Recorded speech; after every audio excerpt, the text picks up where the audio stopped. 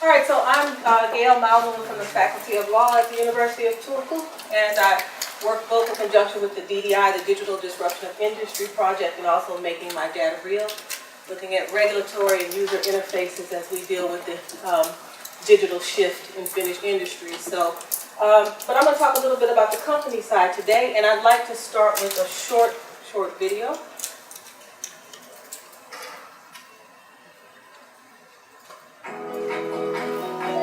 4 years ago, we started to wonder,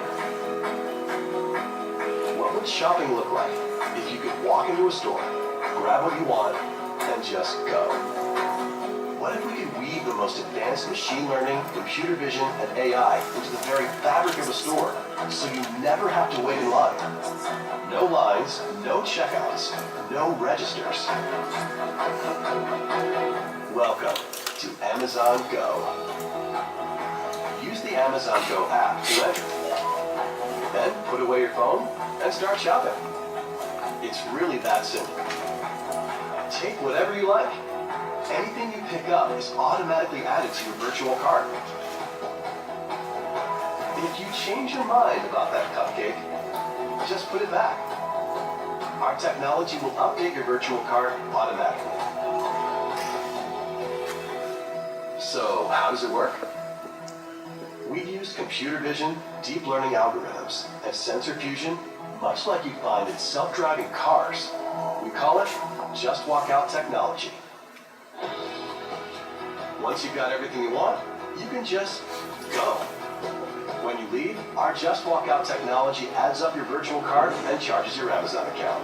Your receipt is sent straight to the app, and you can keep going. Amazon Go. No lines, no checkout. No, seriously.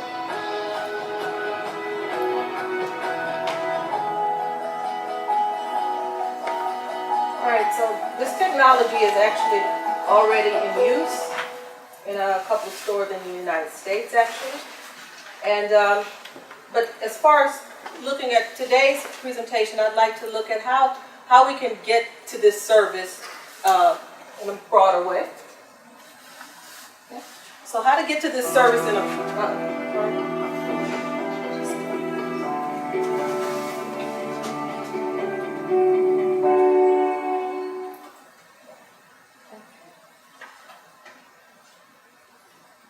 So how do we get to this service in a broader way? We forward? Yeah. So the loyalty programs that we're discussing today, those which use mobile services and mobile devices and apps or as a vehicle to kind of bring these features to consumers. They're an extension of rewards programs that we have traditionally seen, but they allow a greater usability and move beyond just the point of sale interaction with the consumer and the retailer, and they allow a closer relationship between the consumer and the retailer. And to jump right into statistics, one poll showed that 49% of British respondents said that they would be more likely to participate in loyalty schemes if they did not need to carry the actual card.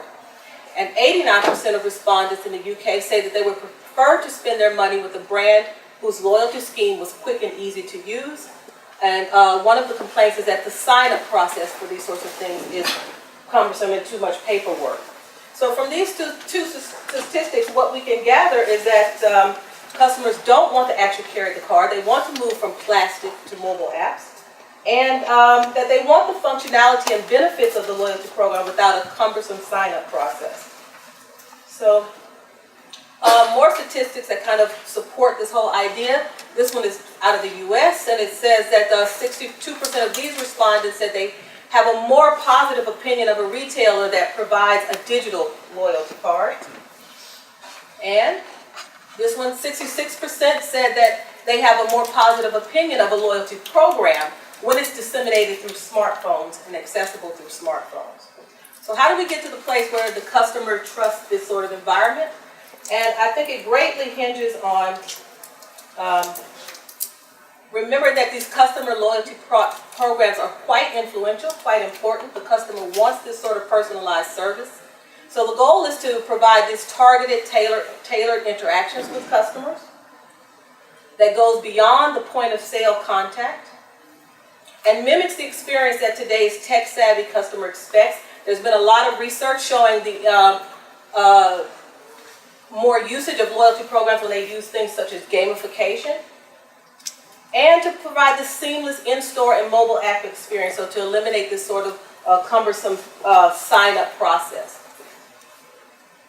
So it's important for the retailer to convey to the consumer that a lot of things have to occur in order to gain this loyalty. First of all, awareness of the product and services, and recognition of that brand and service, and consideration when the consumer makes a choice which services to use, considering this brand or service provider within their buying decisions, and that they're satisfied with the service. And then and only then is loyalty attained. But what's also important is that loyalty is not the end goal of the process. There's still more that the company wants, or the retailer wants, from the consumer. So it's quite important to maintain a positive impression of these programs. And one challenge is going to be the new General Data Protection Regulation and how the services through loyalty programs are presented in light of the empowerment of the consumer. So I see it as a three-way balancing act between the customer experience and the benefits they expect, with the retailer benefits, but also the data privacy and data protection requirements by law and those data sensitivities. But first, this customer experience. It is shown and proven that customers want these personalized rewards, discounts, and even more importantly, personalized correspondence, circulars that are even mailed in the traditional way and delivered via email. They want that to be personalized. And also, one of the benefits could be, and which might foster more use of loyalty programs, is this aggregate multi-vendor rewards. And I have an example of that. If you're from Finland, you're familiar with the Kesko group, and they provide this K Plusta card. And this card kind of aggregates all the services of all these different companies under the Kesko umbrella, and it aggregates your loyalty points, and you can use them with all of these services as well. So the mobile app kind of really brings this more in line with what the user expects. But there are retailer benefits. Retailers can expect a strong, loyal customer base. They can maintain sales, and they can differentiate themselves from the competition and create entry barriers for competitors.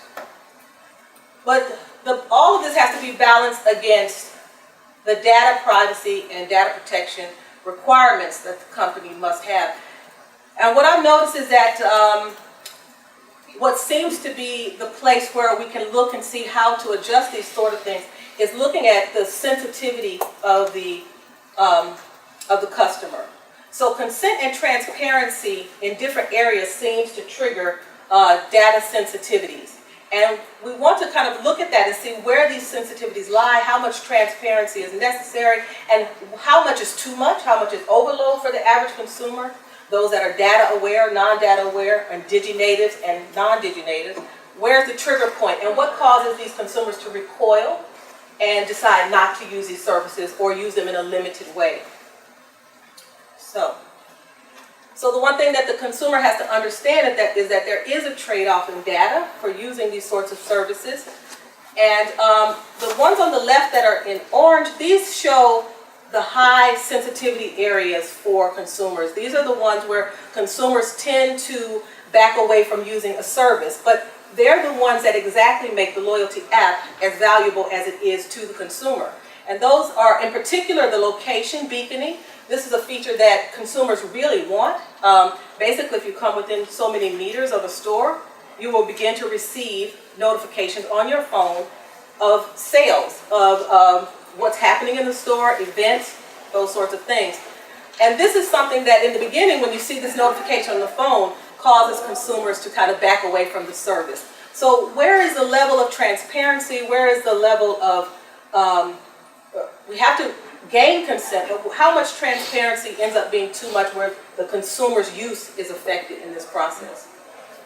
So I see it as an issue of choice architecture. That's what's the most important thing, that this can be structured in a certain way to make sure that these programs are not only sustainable, but that they grow in use. So it's going to require logic and kind of understanding what the consumer wants, but balancing that with the regulation. And then the architecture of such mobile apps and how this information is presented. And that's why these sorts of forums are important to kind of understand from the consumer and from those who understand these data issues as well, what that presentation should look like. And I think there's a lot of room for architecture in this area. So basically, what we're trying to assess is where is this exploitation area for companies? How much transparency is inadequate? How much transparency is required by law? And this is not defined clearly in the GDPR, as we'll hear later. But where are these levels and where do they intersect? And where can we exploit these kind of mobile apps and loyalty programs? So the goal is to achieve this data consonance, this harmony among finding that right frequency between what customers expect of these services, but also distilling this information and presenting it in a relative and relevant and mandatory data protection information, how we present it.